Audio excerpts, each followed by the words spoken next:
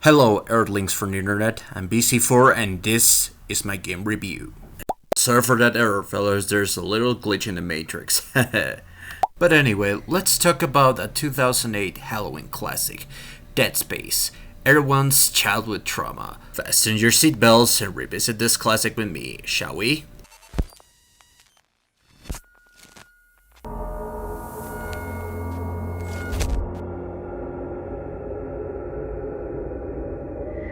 Twinkle, twinkle, little star, how I wonder what you are.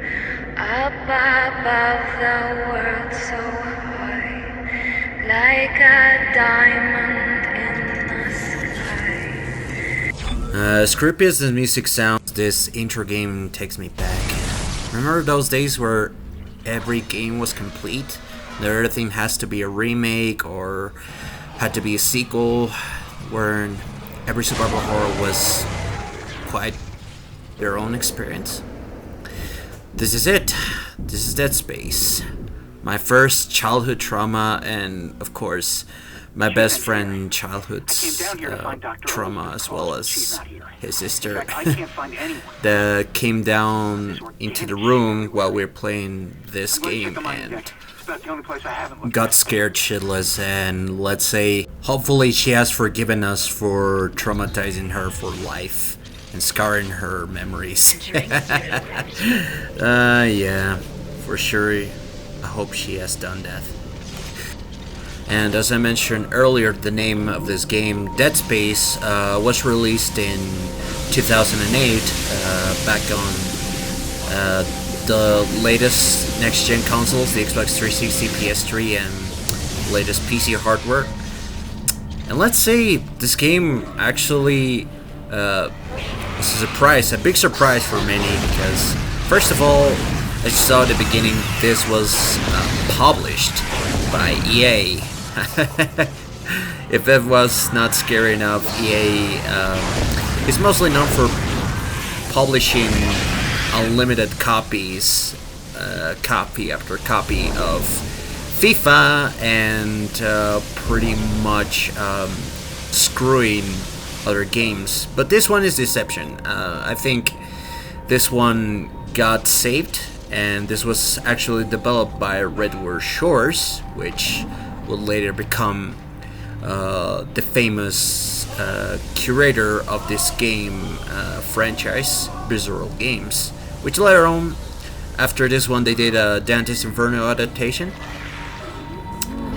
And let's say it came and went, just like this game franchise. Poor Visceral. Of course, EA took notes from the incredibly successful, notoriously successful game from Capcom, Resident Evil 4. As you can see, the camera perspective helped a lot of games.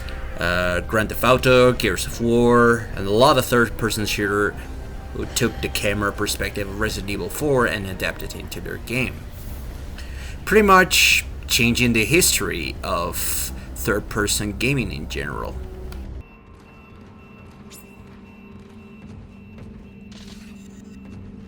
Another thing that I can say of this game is that for 2008 standards, the lighting and pretty much everything that makes this game incredibly atmospheric has aged like fine wine. I mean, look at this, the doors, the fact that everything has like small particles, the fact that there are tentacles surrounding the ship and they are corrupting and contaminating the atmosphere, the ship's atmosphere, making it unbreathable.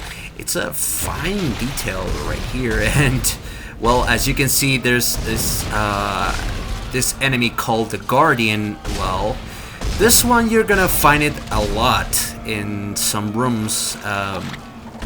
It's gonna appear like out of nowhere sometimes. Like there was a room that you pretty much cleared up, it was vacant of necromorphs, and then suddenly an hour passes, you come back to this room, to this section of the ship, and there's one of those here.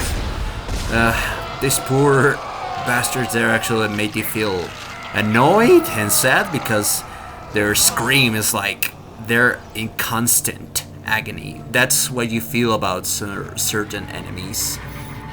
These necromorphs, they are in constant agony. They are either like trapped on the walls or actually stuck in their prey, which actually could have been his cousin or their familiar. Like, gee, nobody said that being a necromorph would be fun.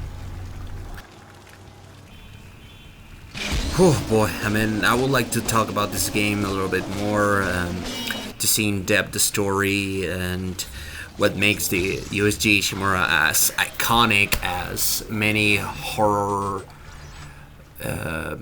movie and video game locations. It's pretty much this universe, Raccoon City or Spencer Mansion in this case. Like, this is the first game, so it could be like the equivalent of the Nostromo and the Spencer Mansion, which keeps a lot of secrets the deeper you go into this installation. But I would like to say and give space to this review, which is my first review.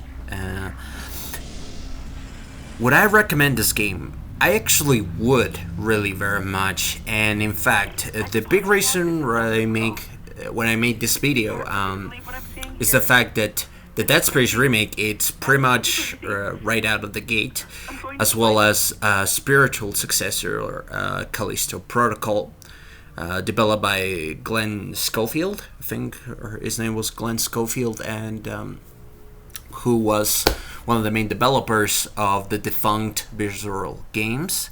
That one, the Callisto Protocol, will drop in December 2022, and shortly after, I think in January,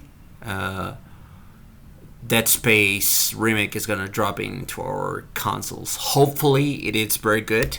I don't know if this was a game that really was searching for a remake, because this one has aged very well, but as we can see for the new game, it put some parts that already were put in the sequel, like floating in zero gravity instead of magnetizing in zero gravity like the first game, as well as dialogue for Isaac Clarke. As you can remember, well, for those who haven't played the game yet, Isaac Clarke doesn't speak a word in this game, only grunts and breathes while he's walking into the hallways of the Ishimura, and when you're in pause all the time, like, you can hear them breathe. That's the only thing you can hear from Isaac Clarke, but this time he has dialogue. Anyways, I will make a part 2 of this video where I'm gonna talk about my story with this game, besides the trauma from the sister of my best friend, that she got scared when we were fighting an enemy that I'm gonna put right now on screen, the Leviathan, and downright killed us at the moment she got into the room because we got distracted. We told her, get out of the room, and we got killed, and she got pretty much scared. I will tell maybe that story more in detail. But still, do I recommend this game? Yes, pretty much I recommend. It's pretty darn cheap, as well as the other games. Pretty much, hopefully, in this Halloween season, they are on the discount bargain on Xbox Live, PlayStation Network, or pretty much you can find the copies in Video Game Store.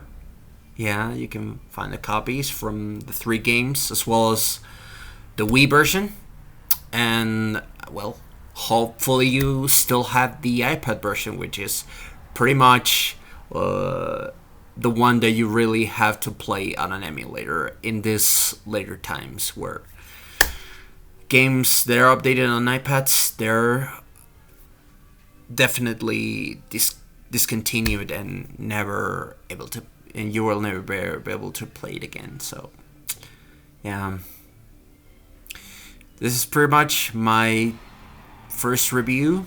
Hopefully I can get the second part before Halloween, and we can talk in depth about how this game became possible and my story with this game. Alright? See you later in part 2. Though